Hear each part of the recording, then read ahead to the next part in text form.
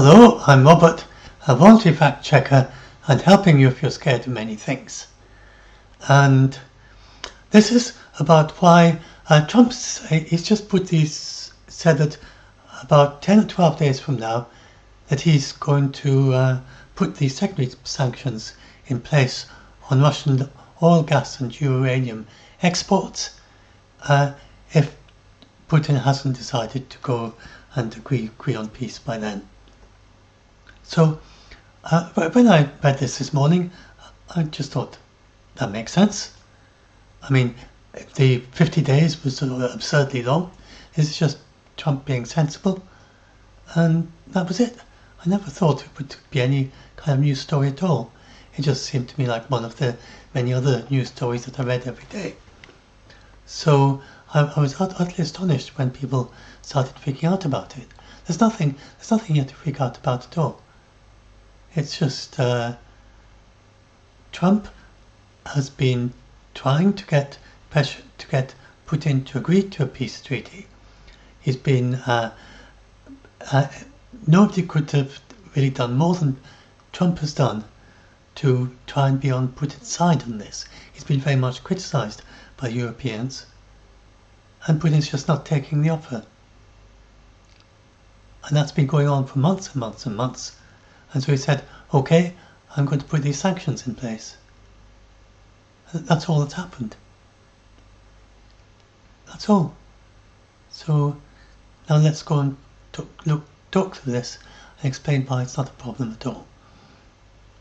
So first of all, people keep saying, look, if you do anything to try to stop Putin, he will take off his kid gloves, he will escalate, he will start really fighting. That makes no sense whatsoever, because since 2022, Russia has been doing an all-out war. He's got over 1,000 Russian soldiers dying every day in Russia fighting. Do you think that if he's got some way of magically winning this war, that he wouldn't be using it by now? Of course he is. He's doing everything he can, everything he possibly can to try and advance, and he's making no progress whatsoever, hardly. Almost no change since 2022. So no, he hasn't got any hidden secret way of suddenly marching across Europe or marching across Ukraine. That makes no sense whatsoever. So he's holding nothing back. So what do you do to stop Putin's invasion and bring an end to this war? And the three basic ways of doing it. One is to give Ukraine enough military support to stop the invasion. Ukraine's allies have given it enough support to almost stop Russia. We'll see it's almost at a standstill, but it's not quite enough because, and the reason is rather obscure as to why Putin does this, it's very much to do with internal Kremlin politics. It's and how Russians think about themselves. It's Russia decisions have very little to do with how the rest of the world is responding to anything that Russia does. It's all about what Russia sees in their state propaganda. And that's why it's so difficult to understand why Putin keeps doing this. He gave up Syria, he gave up the Tartar port in the Mediterranean. There's no way that makes any military sense. To give up the Russian presence in Syria and the Russian presence in the Middle East and their only port outside of the former Soviet Union in order to advance a few more kilometers in Pokrovsk. But that's what Putin does, so it's not based on military decisions. It's not based on normal military thinking. It is based on internal Kremlin politics, essentially. That for some reason this is Putin's current priority. So we'll come and look at that in a bit more. So Ukrainians have given them enough military support to slow down Russia to almost a complete halt, but that's not enough. Russia just keeps on fighting, and so that's not the way to the end of the war. It'll just keep on fighting indefinitely. Probably they'll run out of the Soviet armoured equipment by maybe by the end of this year, and then that'll really make it really slow down what they can do and may end the war altogether. But apart from limitation like that, they're just going to keep on fighting, and there won't be any end to the war. if we just keep the status quo as it is now. As I say, it might end anyway by the end of this year, just because of Russia running out of its Soviet equipment. So, what the other possibilities? Well, Ukraine is building up its capabilities a lot. It's far more capable this year than it was last year and it was the year before. And it's doing things it could never have done before. And if it builds that up a little bit more, then Ukraine, with its own capabilities, may be able to completely stop Putin's progress and start pushing him back. And that might be the point at which he says, okay, I'm not going to make any more progress. If Ukraine had the F-30 fighter jets, which any NATO country would be given on day one, then Ukraine could take over all the airspace of occupied Ukraine and all the border regions of Russia on the first day. It would be as easy as when Israel took over the Iran, the entire Iranian airspace, on the first day of their very short war. And then, because of the way that it is in Russia, he's not really that interested in the separatists in Donbass, and he's not fighting an existential war for Donbass. He just withdrew at that point because because it would be very obvious that they're just going to lose, and but that's not going to happen. There's no way that Ukraine's going to get F-35s. I'm just saying all this to help you. These are the ways that theoretically you could stop an invasion. In practice, that's not going to happen because it's not even under consideration. Nobody's considering giving Ukraine the capabilities to win this war. Which, winning for Ukraine just means pushing Russia out of Ukraine. It doesn't mean beating Russia in any sense. So, what are we left with?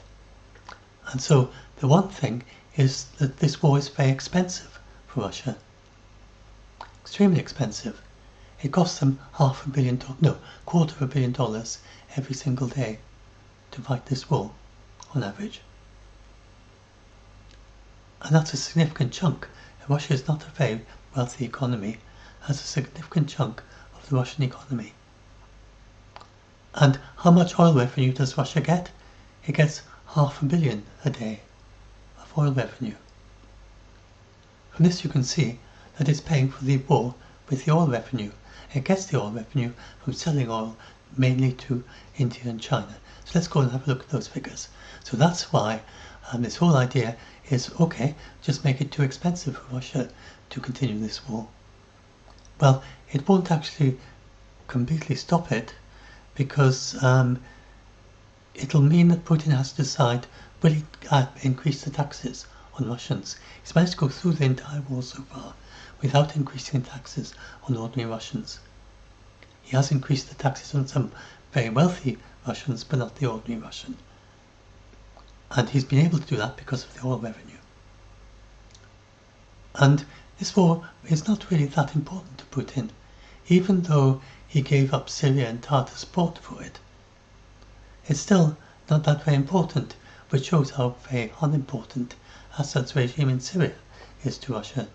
Russia is very much focuses on its own internal politics and Russia itself. Russians don't seem to think much about the rest of the world at all. Very, very little awareness and understanding of the rest of the world, and not very much interest. And we saw that with when Putin invaded Ukraine, and he had a completely false impression of what Ukraine was like, and that's why he invaded. He thought it was as easy as Crimea. If he doesn't seem to be much of an internet browser.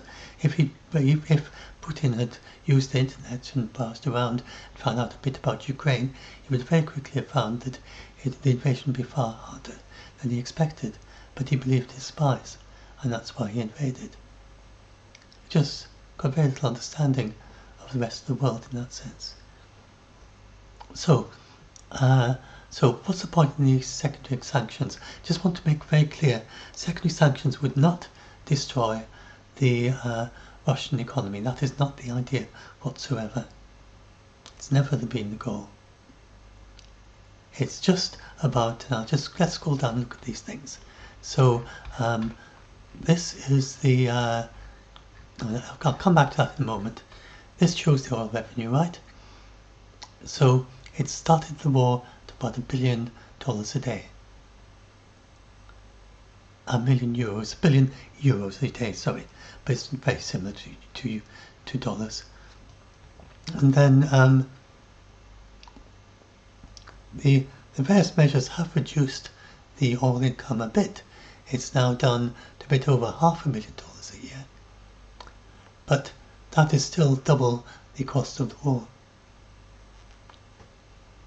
So Russia can easily sustain its war with its oil revenues, with the oil, the oil overland, that's all overland, seaborne oil, crude oil, and then that's gas, and then that's coal.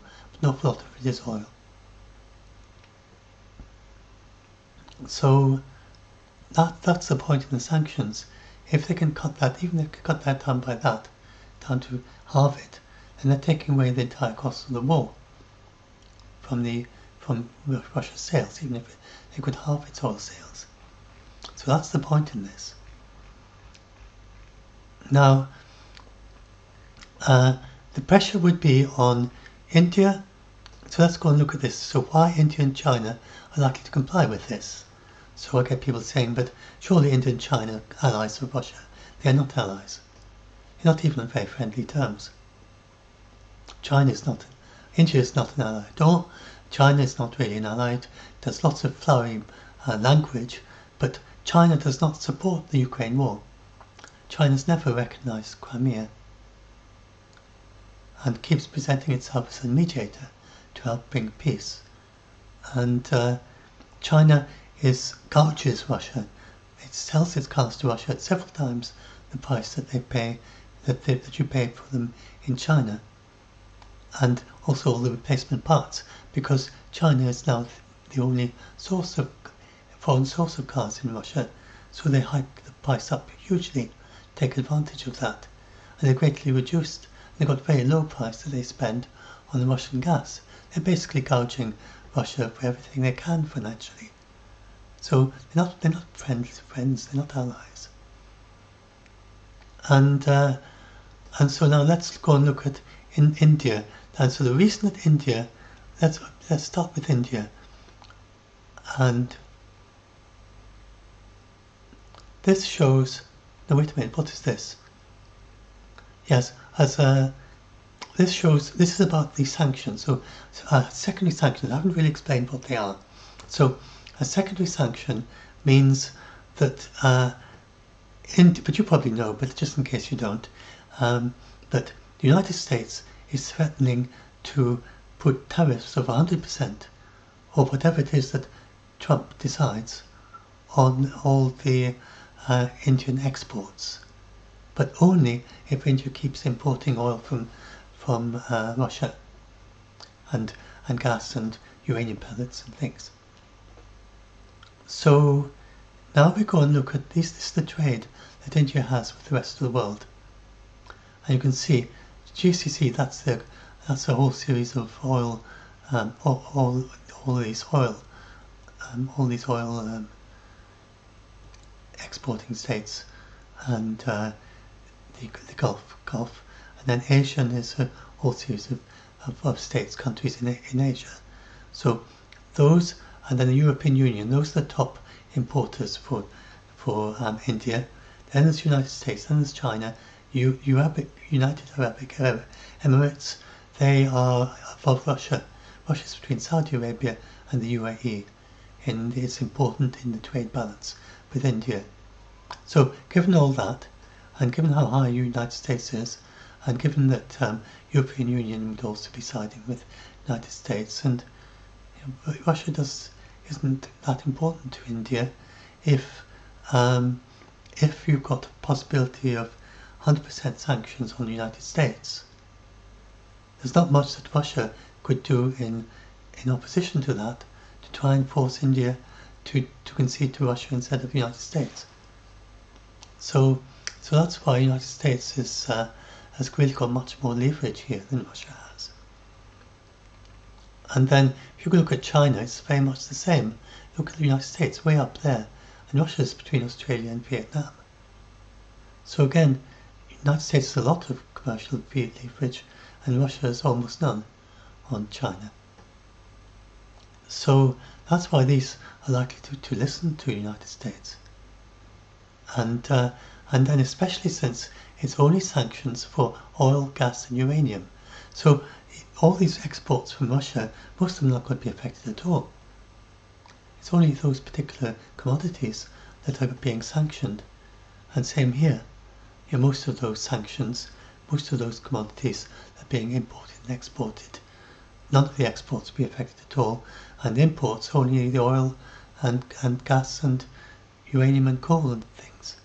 And same with China.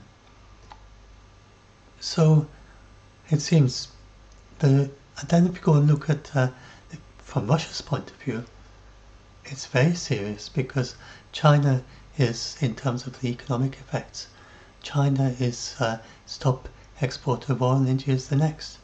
If those were to both stop, and Turkey would probably be permitted.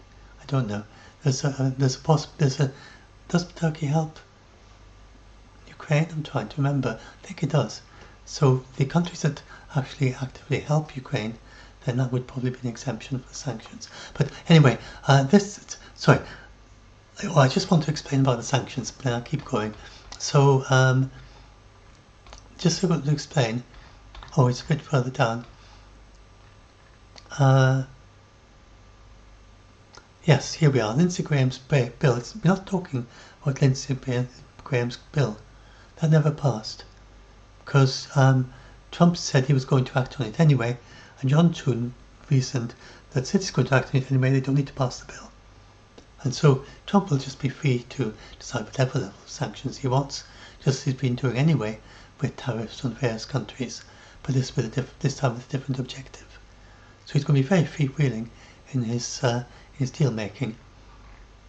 So we don't need to feel that that Trump will be forced to make very serious, impossible demands on China and India in a way.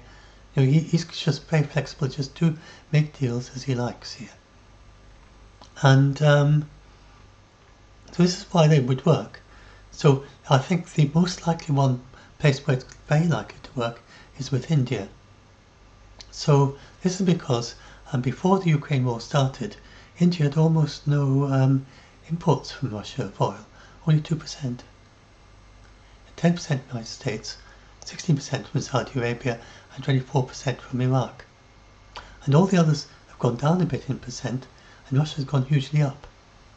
So what the United States wants is that to go all the way down to zero, and then these two all go back up a little bit for each one. And that's not such a huge ask on India, really. It's benefiting from very low price oil from Russia, and probably Trump will need to do some other kind of a sweetener of some sort to kind of get India to be interested in this, but we might do. So I mean, that's my point here then, is that that one thing that Trump is good at is deal making. Now, once he's on the right lines, that is, once he's got something sensible that he's actually trying to make a deal about. Some of his deals aren't very sensible. People just look at them and say, look, why are you doing that? It doesn't make sense. What are you trying to achieve? But when it comes to actual deal making, he seems to have a genuine talent there. I think Trump is a genuine talent at deal making. And so he's in his element there. So I like to try and find something positive to say about someone if I can. And I think that's something positive I can say about Trump, even with all the other things I say negative things about. I think he has a genuine talent at deal making. And so he'll be in his element here. As for China, China hasn't increased nearly so much. It's increased from 15% to 18.6% its share, and its share has never got very large. It's nowhere near as large as it was for India, and it never started so low, but it did increase a bit. So I think The deal making with China is likely to be a bit more difficult because China has always been an importer, but in a small way, from Russia.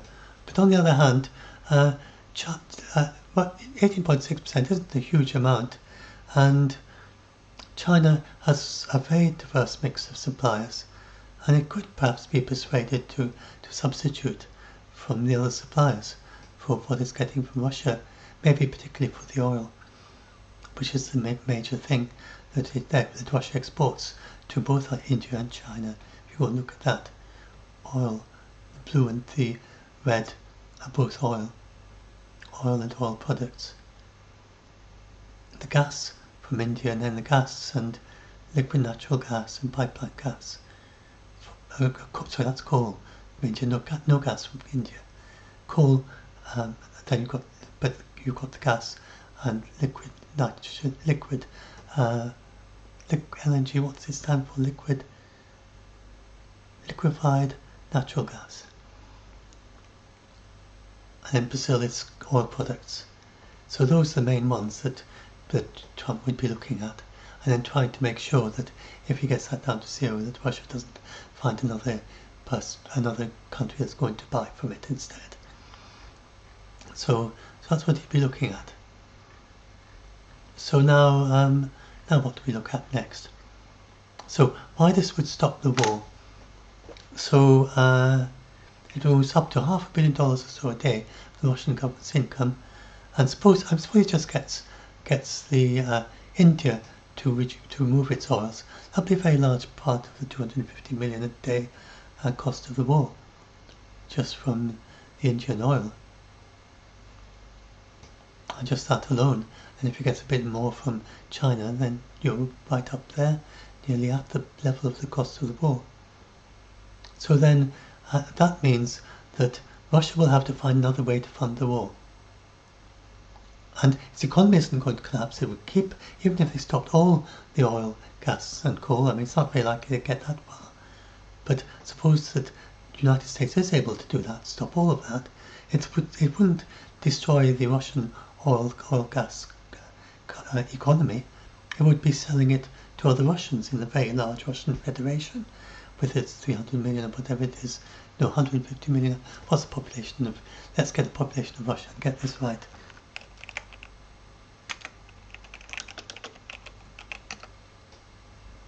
140, just under 150 million.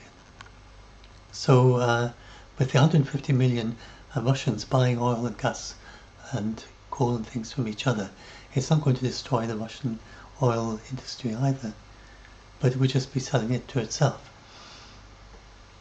And so the industry would continue, Russia would continue, and the Russians wouldn't be starving. They'd be selling all sorts of other things to the world if anyone is interested in buying them. It would still be selling its grain, still selling all sorts of other products, civilian products, but they would have to find another way to fund the war. So one way of doing that, and I've just worked it out, I've worked out the total income of all Russians, and then the 250 million a day of the war, and it turns out it works out at 3.5% of the income of all Russian citizens. That's enough to pay for the war. So Ukraine did that. Ukraine indeed already had a military tax of 1.5%, so it was already paying before the war started.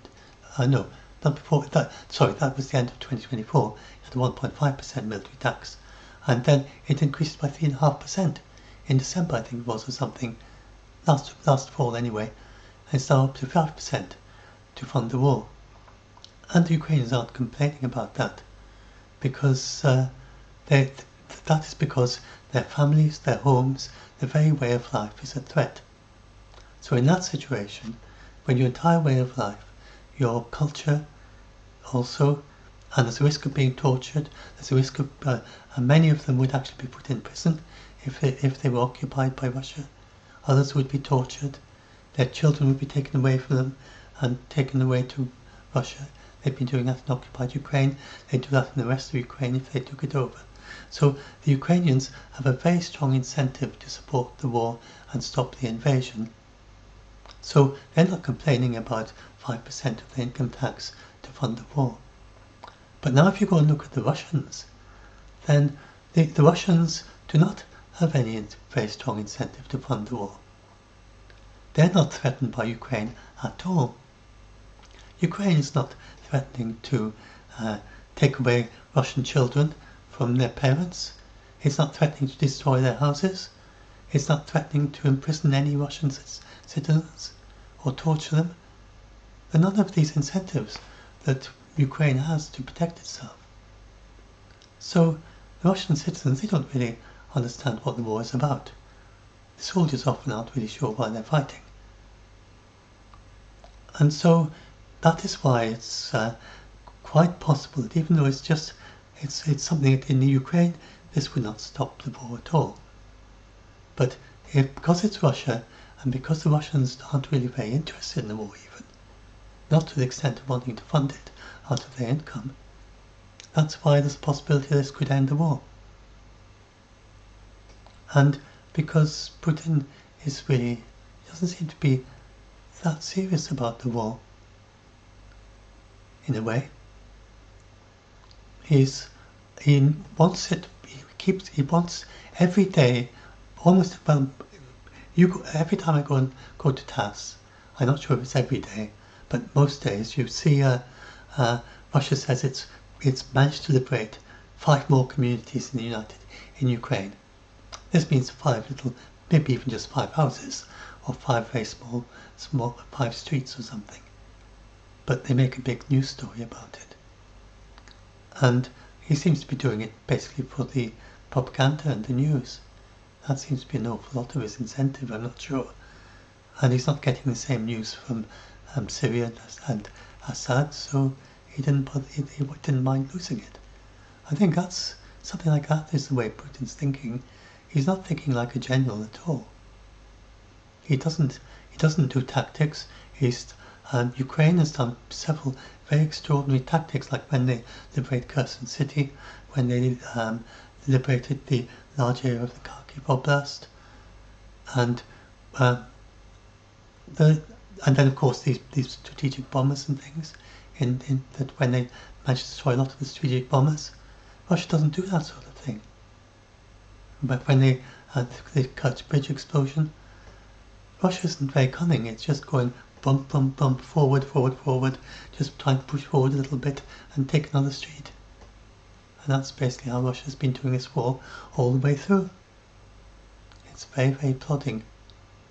And so we'll come to this a bit more in a bit. So, if this works, and Putin does care about what his population thinks, even though he's a dictator. He does loads and loads of polls, opinion polls of ordinary Russians. This shows he does care about what they think, what their opinion is of him. So he has been very wary, and he has not done an income tax on the ordinary Russians because he wants to be supported by them. So Putin is very careful, he's very risk-averse, pragmatic. He's thinking about Russia all the time, about ordinary Russians. He doesn't care about Russian soldiers' lives. He doesn't seem to mind about sacrificing them. He does care about the Russian culture, the Russian economy, the Russian people, having the support of the people, and them thinking of him as a big hero, and having their support behind his regime. That's what he worries about. He does not care at all about what anyone else in the world. He doesn't seem to care what anyone else in the world thinks about him, as long as he does care about having trade with China and India. And that's about it.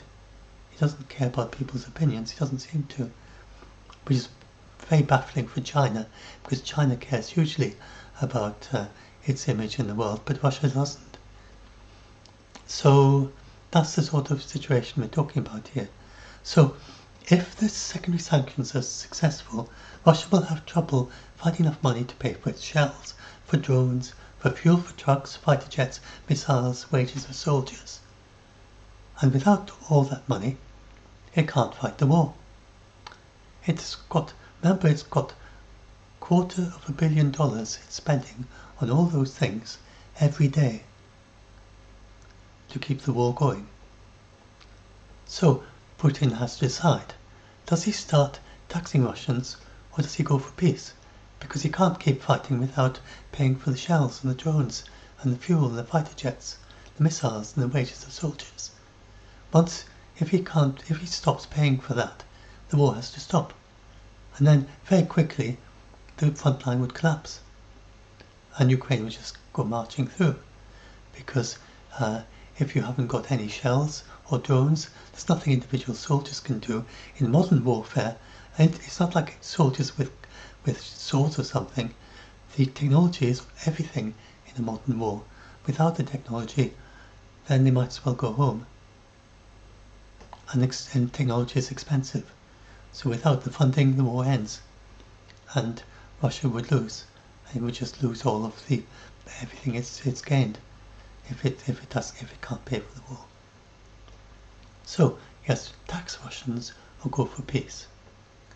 And Russia would never say, oh, I know how to solve this. Imagine Putin saying that. I know how to solve this. Let's fight NATO as well. That's the way our soldiers can stop sanctions. Let's just go and fight NATO. I mean, that would be far, far more expensive. Very dangerous for Russia. Great risk of harm. The biggest risk from Putin's point of view is that if it starts to fight NATO, then Ukraine's allies would give it the F-35 fighter jets, the Tomahawk cruise missiles, everything it wants. And then Russia would be forced out of Ukraine probably the next day. So there's no way that Russia is going to want to start fighting NATO. Even if it fought in a small way, a small symbolic way, that would be enough for NATO just saying, well, look, Russia's fighting us, so we've got nothing to lose here. Let's just support Ukraine to the hilt because we're in the same war together now. So no, Russia is not going to attack NATO. It wouldn't save any money. It wouldn't get any new buyers for the oil. It would achieve absolutely nothing. And if it can't pay enough money to keep the war going with Ukraine, it can't take on a second front against NATO, which is vastly superior. So hopefully that all makes sense. So now this is now I'm just going to explain this very bizarre thing. This is it's not the way soldiers normally think at all, but the way that Putin has given up Syria. So that's an entire country that he had very strong. Russian soldiers could travel anywhere in Syria. They supported the Syrian regime. They had the Tartus port, and they had an airport next to it. It was their presence in the Middle East. It was their only port outside of the former Soviet Union, and their only airport. And not thinking like a general at all, Putin just gave that all up. Why? Why did Putin give that up? It was to try and take this tiny little place called Pokrovsk. Now look, you can barely make it out there. That's it. Can you see where that cross is underneath it? A tiny little dip is Pokrovsk. That's it there. And it's got a population of 60,000 in peacetime. 60,000 gives you an idea of the number of streets, which is how difficult it is to take, or easy it is. 60,000 is not a very big city. You're not going to be able to take a city of 1 million if you can't take a city of 60,000. Russia, now this front line was like that, something like that, the end of last summer. There are no major cities here, even at 60,000 size. Russia has been trying to take Pokrovsk, and it's had a very strong focus on Pokrovsk, especially since December, which was coincidentally about the time that Russia withdrew from Syria. And Russia retreated in the face of rebels in open-top trucks. It could easily have stopped them if it had just diverted a few of thousands of his soldiers from Donbass and some of his fighter jet pilots. But he didn't. Putin's big objective is Pokrovsk, this little place here. And he's been fighting to try and take Pokrovsk ever since then, more than 6 months. He has just reached the suburbs of Pokrovsk in all that time. And he's taken this ground, which means he's now on this side of it. So it's on 3 sides of it. But the Ukrainians are keeping it very clear. They've still got a road in, and the Ukrainians are very good at this sort of thing. If they did need to retreat, they would retreat at the very last minute, but they don't look anywhere near retreating at the moment. They've got a very clear line of support of it. And the experts I follow, they don't expect Russia to take Pokrovsk anytime soon. So that is what Russia gave up Syria and Tartusport for, just to advance, and then liberate Sudza, which was a Russian city of only about 5,000. That's much smaller than Pokrovsk, a very small city, that the Ukrainians took in August. And Russia's been fighting to try and liberate Sudza since August last year, and all the way through, and eventually took it in the spring. He eventually liberated it in the spring, after fighting for more than 6 months. Which made August, September, October, November, December. Yeah, it's more than 6 months. And eventually it managed to liberate, and with the help of the North Koreans. That's what the North Koreans were for. It had to get in 30,000 North Koreans, because it didn't have enough of its own soldiers, and together, fighting away, they eventually, over 6 months, managed to liberate a small city of 5,000 people in peacetime. So that is the one big objective that Russia had over the winter, and then from then to now, from December to now, its big objective has been Pokrovsk, which is this city of 60,000. So now step back a little bit out on this and think. Russia has 10 times as many military aircraft as Ukraine. Its military aircraft it's the best Russian military aircraft, roughly equivalent to the F-16s, which is what Ukraine has got a very small number of them now from its allies. Russia's got hugely many more of that quality of aircraft. And it's got lots of ones not quite so advanced as that. And it's got some that are supposedly more advanced, the ones that are 5th generation supposedly, but Russia doesn't dare to take them anywhere near the combat region, so it clearly thinks that they could be shot down. They're not fit for fighting in a proper war yet. So that is Putin, and he's got this 10-to-1 ratio, and with a 10-to-1 ratio of aircraft, why can't it take over the airspace over Pokrovsk? Why is it taking it so long for it to take Pokrovsk? This would be insane if this was a NATO country. But Russia is just very, very bad at fighting in the air. It always has been all the way through this war. It started the war with a tenfold advantage, and through most of 2022, Ukraine had no air defences. Not to speak of, except just for low-flying aircraft.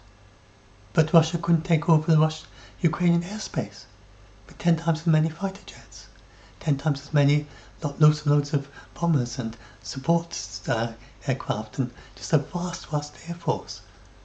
They couldn't take over the Ukrainian airspace. And it's got these missiles that it can fire from its strategic bombers from over 2,000 kilometers away. And what does it do with them? It uses them to fire at Russian civilian cities and try to destroy Russian power stations. It doesn't seem to be able to use them to help it to take Pokrovsk. It's just useless at fighting. And it's got these glide bombs. It's got, it should be a huge, huge advantage over Ukraine, but it isn't. Because Ukraine fights very well, Russia is just very plodding and just isn't very good at fighting a war. It's used to fighting countries that are far, far weaker than it. It doesn't know how to fight an equal. And it just stuck. in Pokrovsk. So, is this a country that's going to go marching across NATO? No, nonsense. It's not a country that can fight NATO. So, and look, this is Russia's big objective. This is Donetsk. So, after Pokrovsk, it wants to take the whole of Donetsk. So, that's that region there, and it comes down here somewhere.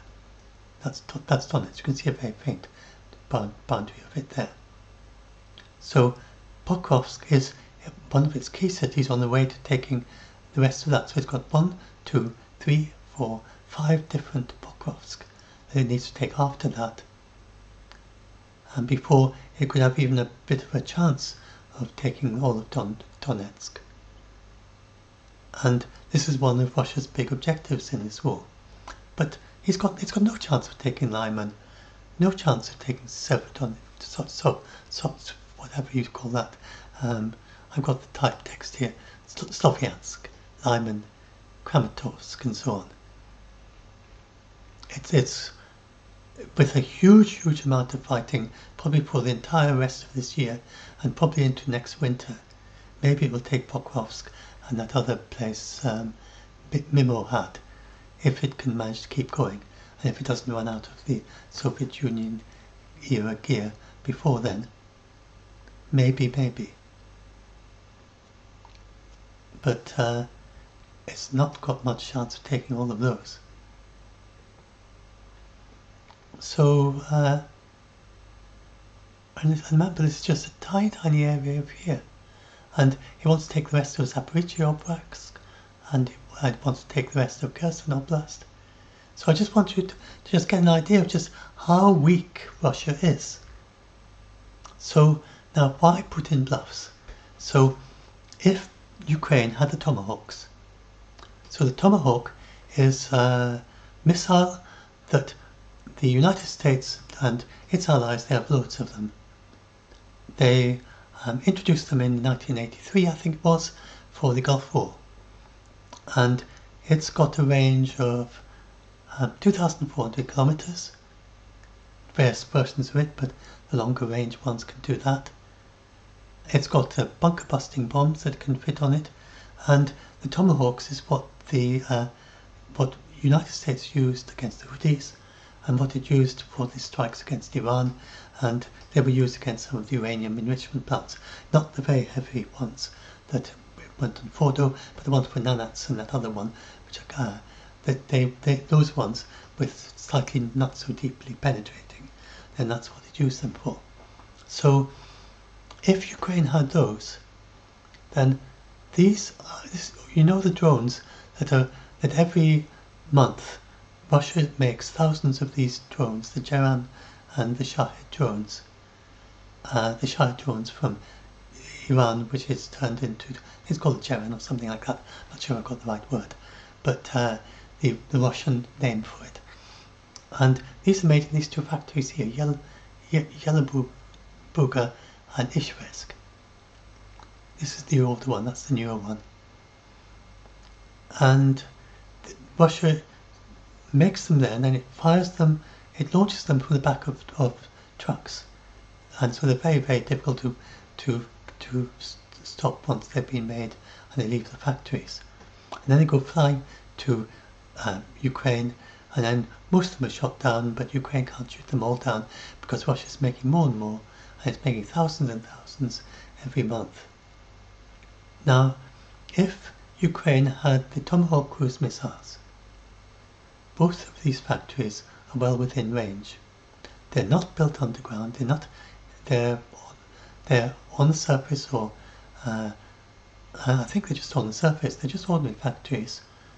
And it would just take a few Tomahawks to both of those factories, and that would destroy Russia's capability to make these drones, causing so much trouble to Ukraine. So what does Putin do to stop that from happening? So he knows that his factories are at huge risk if Ukraine was to get the Tomahawks. He knows the Tomahawks are very common. There are loads and loads of them among that Ukraine's allies have loads of them, and they could easily give them to Ukraine. So what does Putin do? He bluffs. and he says, if you give Ukraine the Tomahawks, I'll use nukes. That's the only reason he bluffs. He's not going to use nukes. Be totally stupid because he can't fight NATO. But just using words alone, he's managed to stop throughout the war, all the way to the present. All its allies are just saying, no, we're not going to give Tomahawks to Ukraine. And they've given them quite a lot of other things now. But when it gets to things that could actually get as far as those factories there, they say, well, okay, they've gradually sent them more and more. They've sent things that can go a few hundred kilometers into Russia, and they say, that's okay now. We've gradually decided eventually it's okay, but no, it's not okay to give Ukraine these Tomahawks. And the reason is just because of Putin's words. So that's why Putin bluffs. Just using words, he's managed to stop Ukraine from getting the Tomahawks. And if he was to stop his bluffs, then the allies would give Ukraine the Tomahawks. Ukraine would use the Tomahawks to destroy these two factories, and at least for a month or two they'd have a complete reprieve, almost complete reprieve from the drones. So that's another reason why he bluffs. If he had the NATO F-35 fighter jets, at least of a cross section of a supersonic potato, and they are vastly superior to the Russian air defences and the Russian fighter jets. They just can't see them with their radars. And just as the F-16s were vastly superior to what Iran has, and took it over in the first day, and all the Iranian airspace was taken over, all the air defences were destroyed, and then the fighter jets could just patrol around and shoot anything that Iran tried to fire at Israel or whatever. And so Ukraine, if it had the F-35s, they could do the same with Russia. They could fly those over occupied Ukraine and the border areas of Russia. I mean, in principle, it would fly them all over Russia itself, but its interest would be in the border areas of Russia to stop things that are being fired into Russia, into Ukraine, and the occupied areas of Ukraine. And it could take that over on the first day, and the loads and loads of spare F-35s, and there's plenty of possibility of giving F-35s to Ukraine, and the loads of countries that pilot them, and these countries have retired F-35 pilots that would be delighted, some of them, to go and join the Ukrainian army and get a job there, flying the F-35 fighter jets, which many countries it would be permissible for them to do that as volunteers, as long as they didn't do it under the auspices of that country's own military. And so if Putin was to stop his bluffs completely, then Ukraine would get the F-35s at some point, probably quite quickly, and then the war would be over pretty soon. So that's why Putin bluffs again. But it's an extraordinarily weak country, and I thought it's just words that are stopping all this. And then I just thought I'd talk about this matter, that Russia is the only world power that doesn't have a single aircraft carrier. So this is in the news just now, that it's going to sell or scrap its only aircraft carrier. And its aircraft carrier, first of all, it was built in Ukraine, so an awful lot of the ICBMs, Russia's ICBMs and its aircraft carriers were all built in Ukraine. And Russia doesn't have the capabilities to build aircraft carriers itself. And it doesn't have the, and it's not really that, it doesn't seem to be very good at building ICBMs either. It's had all sorts of problems with them recently. So this is it's called the Admiral Kuznetsov or something, and it's well known for its thick black smoke. So I think it's the only aircraft carrier that burns this heavy tarry oil called mazout. And that's part of the reason why it ran into so many problems. And all modern aircraft carriers are powered by either nuclear reactors or gas turbines. And the Soviet Union never quite developed a nuclear reactor for aircraft carrier. and it scrapped the 4 aircraft carriers it had, and Russia tried to build a new one, this Admiral Kuznetsov, and it didn't work very well. Well, no, it was built it was built towards the end of the Soviet Union, wasn't it? But Russia tried to kind of maintain it, and it just doesn't work very well. It was only deployed by Russia once. They deployed it to Syria in 2016 to 2017, and during that time, 2 of the aircraft were lost. When one when it was circling around trying to land on the aircraft carrier and it ran out of fuel, and then the other one lost when it landed on the aircraft carrier and the wire was supposed to stop it snapped and it flew over into the sea. So it's not a very good aircraft carrier. It's only been used once. It lost 2 aircraft, and that was the end of it. That's about the first, the MiG-29 and the second Su-33 plunged off the deck into the sea. And it's had all sorts of problems since then. They had Russia's largest floating dry dock, and the only one that could carry it, sank beneath her during maintenance. And a 70-ton crane crashed onto the flight deck as well, and it's just been battered around. It's pretty useless, and so they're selling it. And these are the 4 that the Soviet Union sold. Sold one to India, which is now India. So India now has, I think, 2 aircraft carriers, and one of them is one that it bought from the Soviet Union. So India has a former Soviet Union aircraft carrier. Russia doesn't. That's the situation right now. Another was sold to China, where it became a part of a theme park and a luxury hotel. Another was sold to South Korea for scrap, but South Korea then sold to China, which made it the main feature of another theme park. Another was sold to South Korea for scrap and was just scrapped. And that's the end of all the Soviet Union aircraft carriers. There's only one left, and it's now operated by India, not Russia. And so compare that with the United States. It has 11 aircraft carriers, and the thing is, aircraft carriers are incredibly important. So, because Russia has no aircraft carriers, and if we wanted to fight a war somewhere else in the world, they can only get to by sea. They can't get any aircraft there, unless they can find friendly countries on the way for them to land on and take off, land on and take off, because a modern fighter jet can't travel that far. It uses an awful lot of fuel. So this means that Russia's got no way to project its air power anywhere. It's got no external air forces outside the former Soviet Union.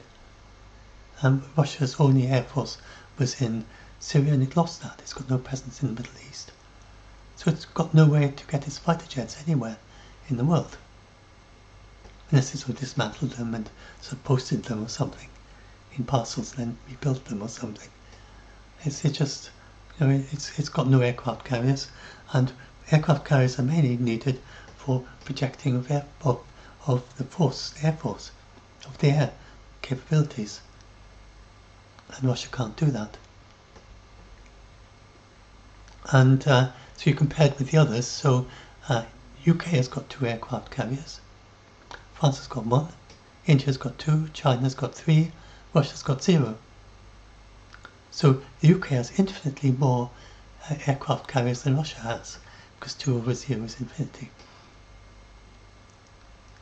So this gives you an idea of, and this was from October 28, 2024, but you could go, there's a place where you can go and track, because and obviously you can't hide an aircraft carrier. So there's a page on the United States where you could go and track where all the aircraft carrier, each is the head of a strike group, or one of the main ships in a strike group. So there's a whole lot of them all sailed around the world together with an aircraft carrier in the middle of it all. These are the 2 British aircraft carriers, conventionally powered. So some are powered by gas and some by nuclear. France has got 1 nuclear powered, the Charles de Gaulle. China's 3, India has 2, one both the Soviet Union and one they built themselves. So India can build new aircraft carriers, Russia can't.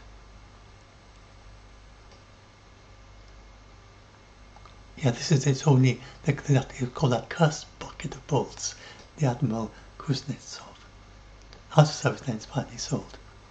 And then this is about how the US is by far the largest global reach of any country by way of force protection. So remember that Russia has no foreign bases outside the former Soviet Union.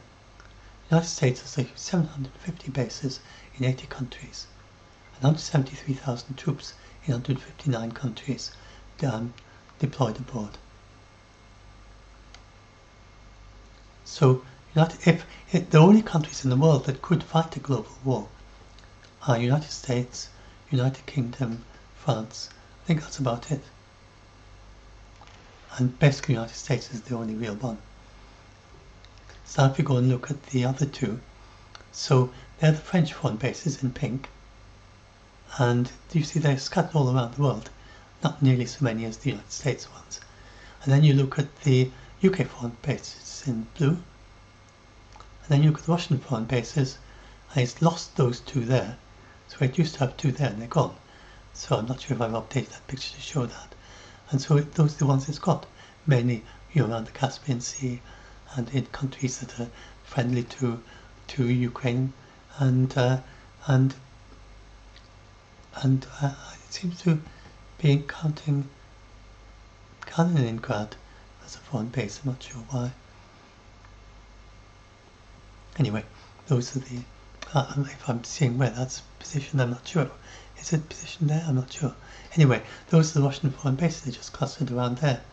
So it's got no force protection across the sea. These are just the foreign bases. Obviously got various bases around the country itself. Those are the ones outside of it.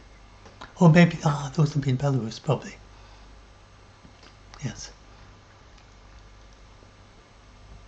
So now, is Putin going to start a fight with NATO? No, of course not. He knows he is way, way outmatched. So now I just want to go through why we can be confident there won't be a world war. So I've never had any concern in this war. I mean, I lived through the Cold War. I know what it's like to live knowing that there's a remote possibility that you could have nukes fall in your house or fall in your city. That was what it was like when I was a child. It's not like that now. So I've never had any concern. And if you check out the older generation, and people about my age, I'm 70, and other people, late 60s, 70s, 80s, then they will tell you, and living in countries that used to be the targets of nuclear war, and they'll tell you it's nothing like it was in the Cold War, when we used to have to know what to do if nukes fell in our house. You ask the average person in the street, young thing, they don't have a clue what to do if there was a nuclear war. Nobody tells them. They think that they have to do things like, if you ask them, they'd probably say something, well, we've got to, I should go and buy some potassium tablets, or I should make a bunker in my garden. Both of those are useless. They're nothing to do with nuclear war. Those, I think, are the two top things that people will tell you that they think they should do, because they don't learn. They're not told. So we all knew what to do back then, but today nobody needs to know.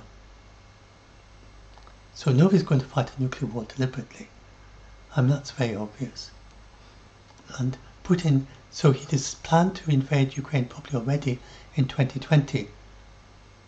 And people sort of seem to think that he isn't capable of impulse control.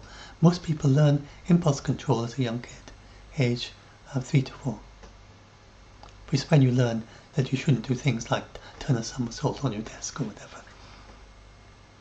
And jump up and down and start shouting or throwing things at people.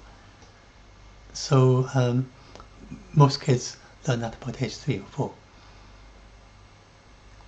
And then, so Putin has got extraordinary levels of impulse control. He decided that he planned to invade Ukraine probably already in 2020. And yet, talking to experienced politicians like Macron had no idea that Putin was planning to invade Ukraine, he was utterly shocked. When he heard from you can see there's a photograph you can find of Zelensky. I think there's a bit of video you can listen to.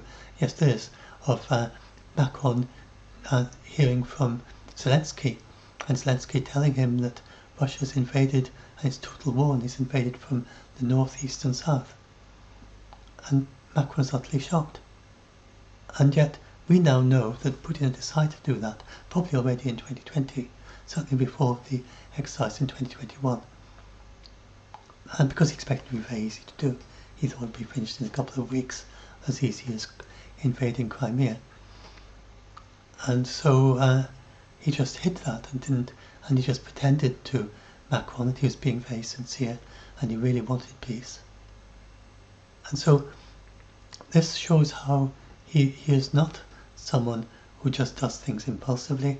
He works things out, usually months to years in advance if he can, and then does them. And that's how he works. So he's just so careful and so cautious, and when he meets anything unexpected, his go-to place is just to do nothing. When he lost the battle for Kiev, when he lost the entire area of Kharkiv Oblast that he'd got control of, when he lost the Moskva, when he had to retreat from the Kherson city, when they took over Sudza, that's just like back last August. What does his habitual response? He does nothing. Literally nothing. He just stops and thinks and works out. It sometimes takes weeks or months, and sometimes he just doesn't think of anything, so he does nothing. So he only bluffs in order to try to handicap Ukraine.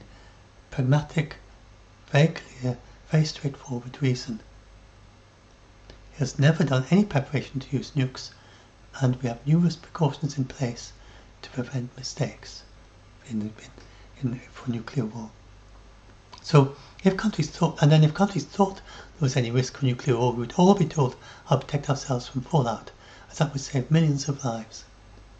Very, very simple instructions, that if you see a nuclear explosion, nuclear mushroom cloud, that mushroom cloud is deadly. Not the explosion, the cloud itself. When it falls out of the sky, then if that dust, which will fall from the sky in 10 or 15 minutes, if that dust lands on the ground near you, then you'll get radiation sickness. So your job is to get indoors as far away from the dust. It's very easy visible, heavy dust. Light dust doesn't fall out of the sky. So very heavy dust, like sort of, soot, heavier than soot. Almost like rain, sort of, very heavy dust falling out of the sky and land very quickly. And that's what you have to get away from. You do not need a bunker. You do not need anywhere airtight. You just need to go and find somewhere as far away from the outside, and wherever you are. There's no point in going home. You've got 5, 10 or 15 minutes. So that's why those are the instructions you'd be told if anyone thought there was a risk. And you could go and find them. So if you go and look in the government websites, then you will find these instructions about what to do if there's how to protect yourself from fallout. And do you see them on the news? Have you ever seen that once on the news? Has any news in mainstream media run a story about how you protect yourself if there's a nuclear war? No, I haven't seen anything like that. Not in this entire war. So that's another thing that confirms what is already clear, that the governments know perfectly well that we're not going to have a nuclear war. If there was a risk, they would be just like in the Cold War, which I remember. We didn't have the internet, we didn't have 24/7 news, but we had booklets sent around, one to every house. So we all knew what to do. So that's the basis for my confidence, that all the other things, plus that confirms it. So if this was the Cold War, I'd be telling everyone how to protect yourself from fallout and make sure everyone knows the basics. There's no point in that, because there isn't any risk of fallout. I do that just sometimes, like I did just now, to help, just mainly to help people to see that there isn't a risk, because we'd be told that. You don't need to remember, because it's not going to happen. So, and then the other thing is, I follow, it depends what I'm looking for. Sometimes I read RUSI quite a lot. It's a think tank that advises the UK government. Russia Matters, I read them quite a lot from time to time. Institute of the Study of War, I read a huge amount. I read those most days, if there's anything going on. And numerous experts on X that I follow. And not one of them is talking about World War III. None of them ever talk about World War, except historically about World War I and World War II. And as an example, just while writing this, I thought, well, I'll go and do a search of the Institute of Study of War. I've never seen them write about this. Let's just do I can't remember them anyway. And so I thought, well, let's go and do a search. I did a search for World War, and it was clearly all of them things like World War I and World War II. And I noticed they always put the numeral after it, World War I or World War II. So I put World War III and searched for that. And the most recent one I found was from 2023, and it said that the Kremlin documents repeatedly listed specific narratives that Kremlin is trying to promote in France, including arguments that Western sanctions, that the provision of the continuous supply for Ukraine would lead to World War III.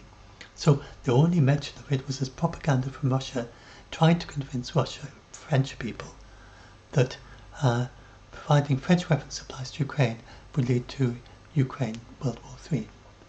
So they just describe it as propaganda. That's the only discussion of it.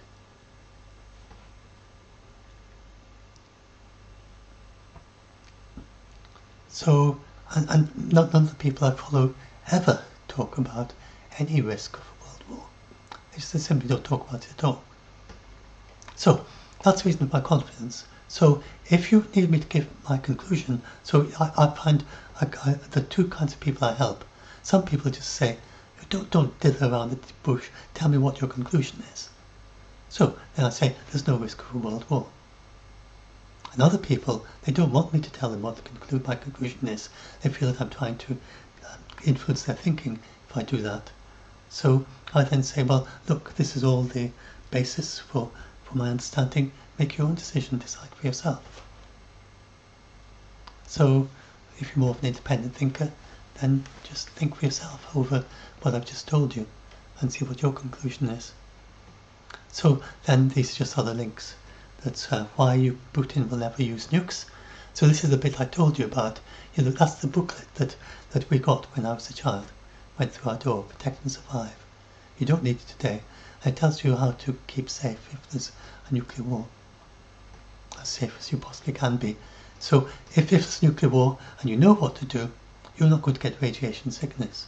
You could be at risk of if you get in the area that's actually bombed, just like with a conventional bomb. But as long as you can get in out of the dust before it starts falling from the sky, and if you're in the other direction from the wind, and most areas of the country, then you're not going to get fallout at all, because it only blows in the direction of the wind. It's where the mushroom cloud blows and falls out from the sky. So we'd all be told that if there was a risk, and there isn't. So you've never seen a book. Most of you are a little bit younger than I am, will never have seen a book like that come through your door, and you've never seen anything on the news about it. Never seen anything on the website about it, unless you know where to go and hunt around for it. So, and this is about why we don't risk a world war from Ukraine, Middle East, China, North Korea, or anywhere else in the world. It's next to impossible.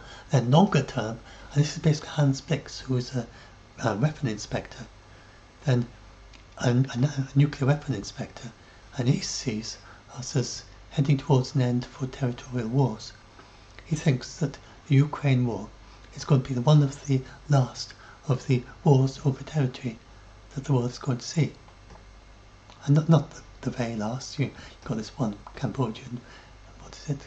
Was it Cambodian? I don't want to get the wrong Cambodia. I can't remember the two countries now, but they frequently fight together, but just low level. And India and Pakistan, and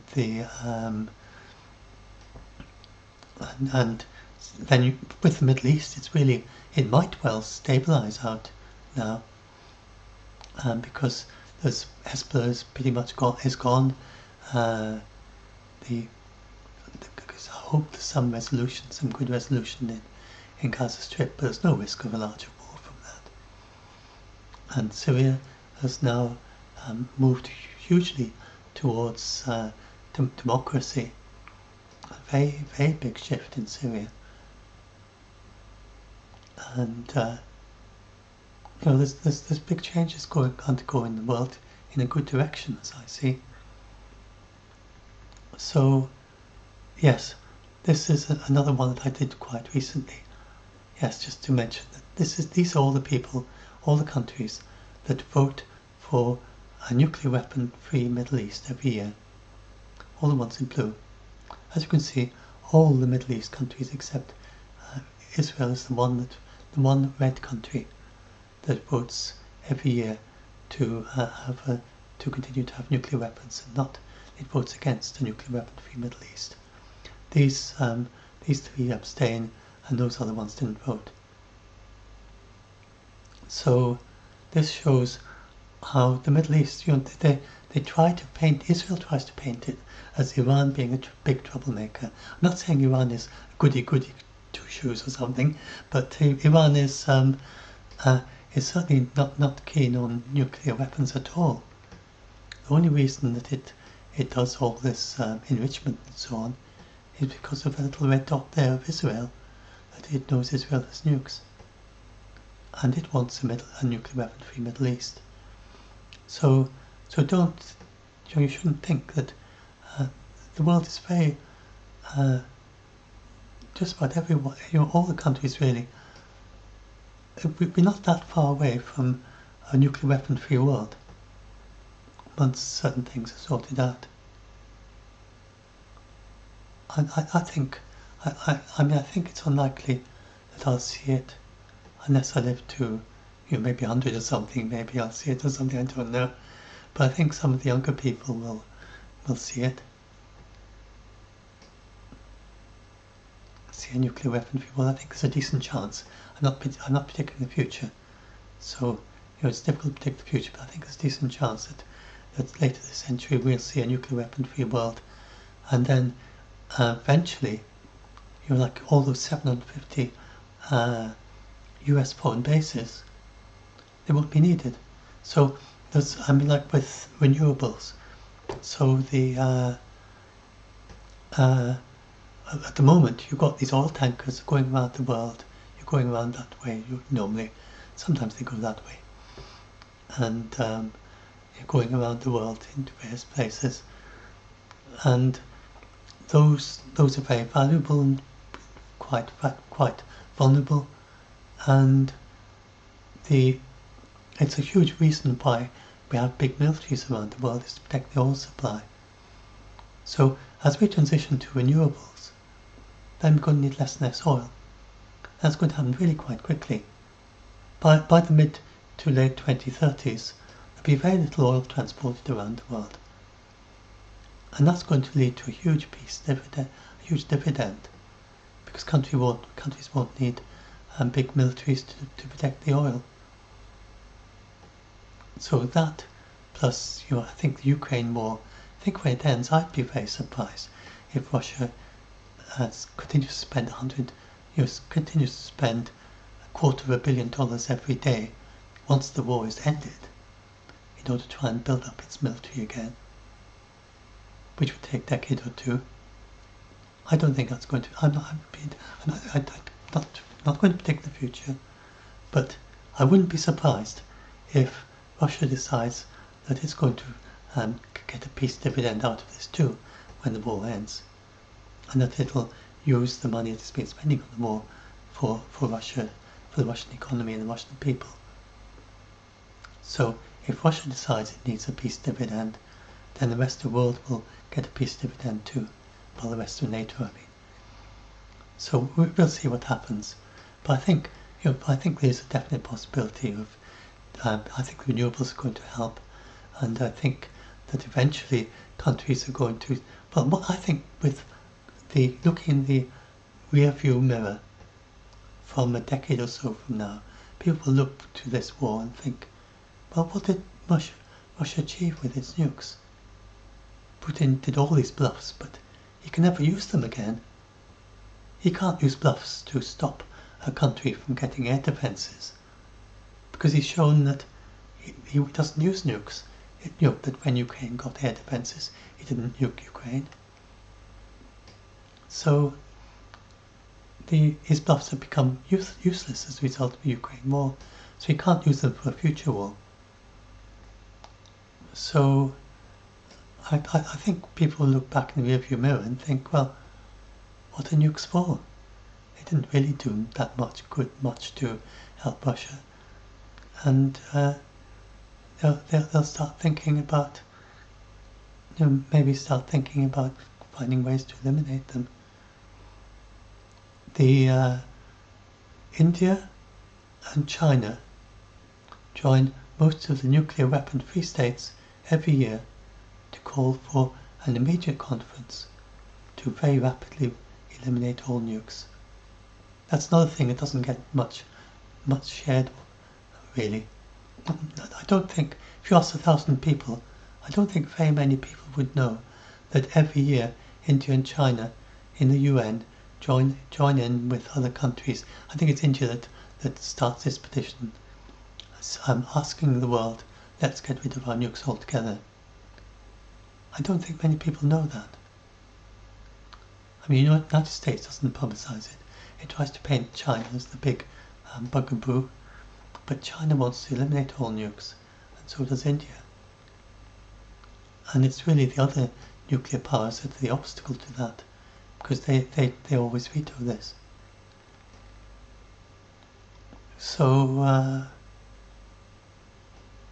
think this maybe give you a bit of a different perspective on it all. So that's another. I'll probably do a separate video about that. I'll start going through that, and I think that may give you a different perspective. So hopefully this has helped you a bit, and that you'll be less. So let's look at some of the.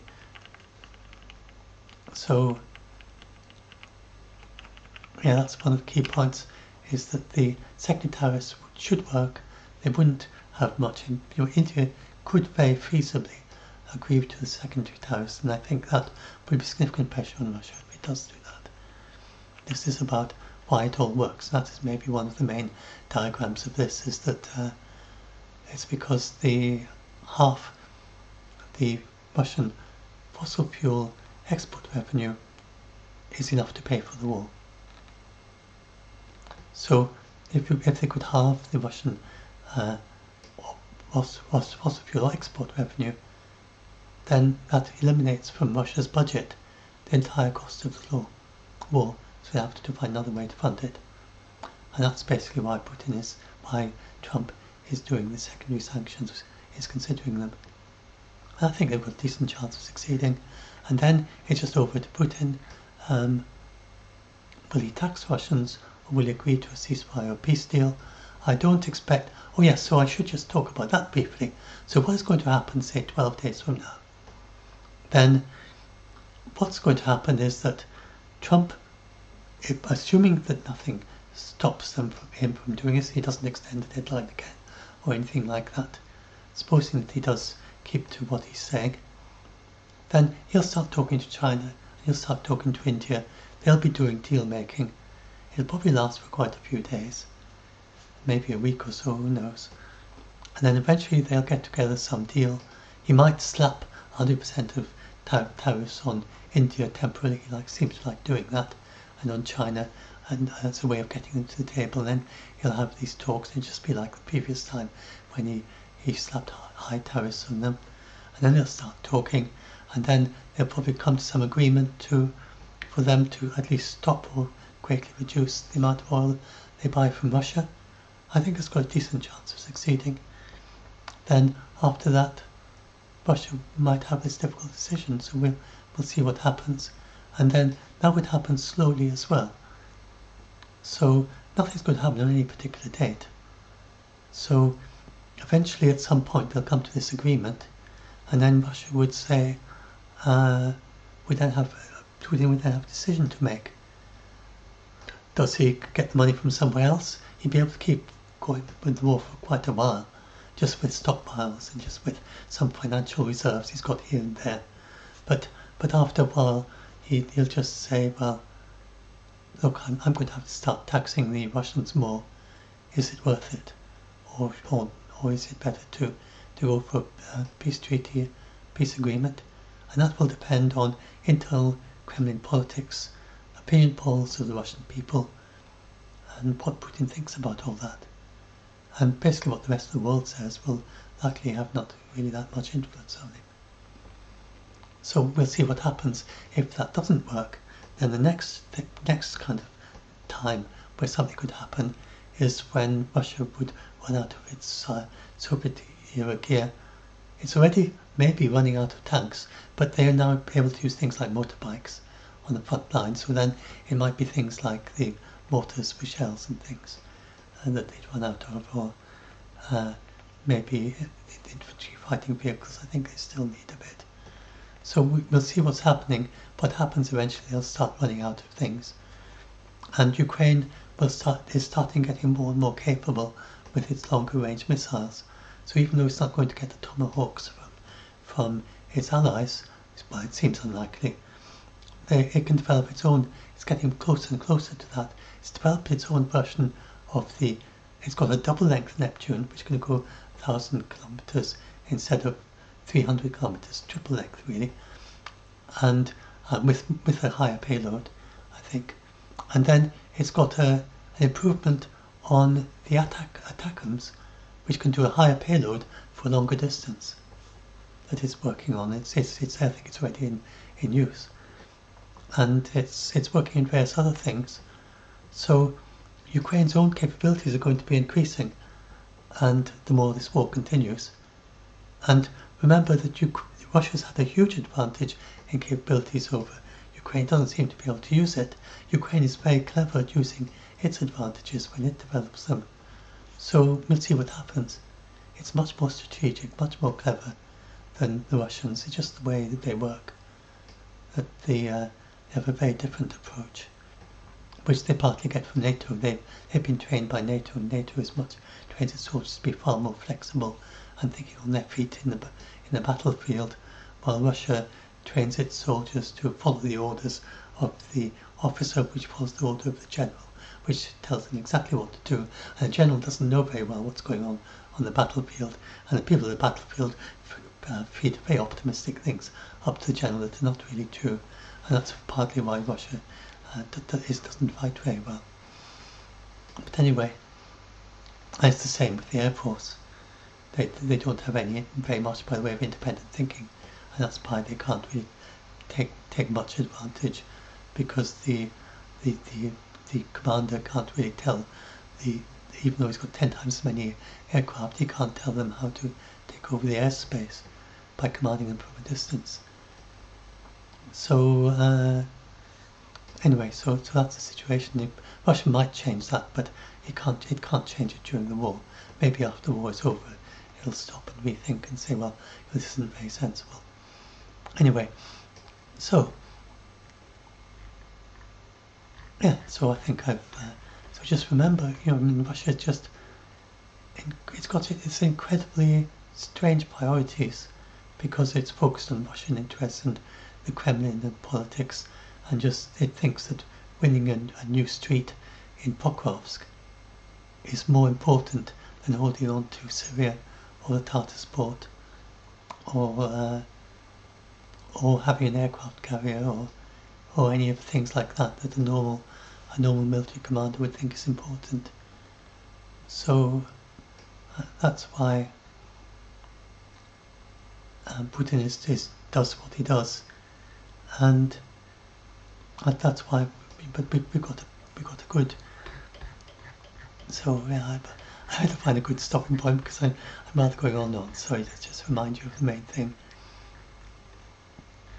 So That's just this bit would be quite a good bit why we're so confident there won't be a world war, and this bit about how is Putin going to start a fight with NATO? And of course, he knows he's way outmatched. And then there was this bit up here. What was it?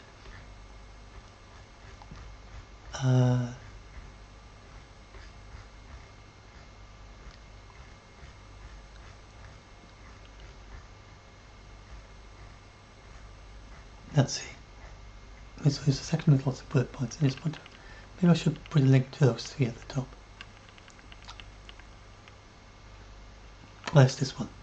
Why this could stop the war, a big piece if it works, a short summary.